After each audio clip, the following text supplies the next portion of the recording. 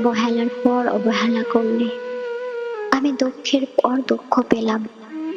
তুমি গুরুত্ব কমিয়ে দিলে, আমি দূরত্ব বাড়ালাম। তুমি মেসেজের পর মেসেজ সিন করে রেখে দিলে, উত্তর দিলে না। আমি মেসেজ দেওয়া ছেড়ে দিলাম।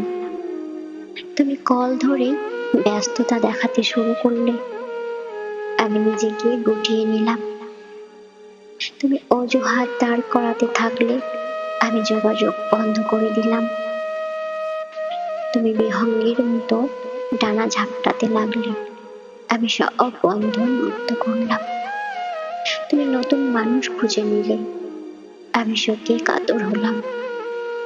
তুমি আবার ফিরে আসতে চাইলে, আমি যখন ঘুরে দাঁড়ালাম।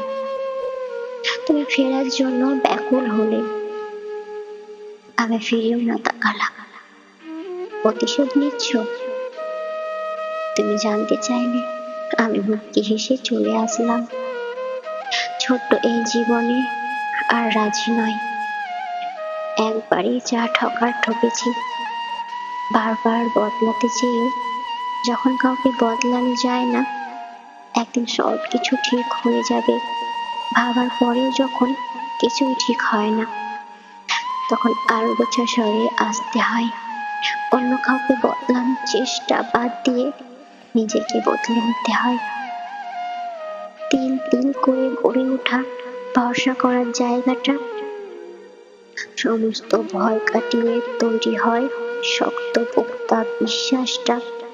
ভেঙে চুরে যাওয়ার পরও মানুষটার প্রতি আগের মতো অনুভূতি, শ্রদ্ধাবোধ, মায়া কোনোটাই থাকে না।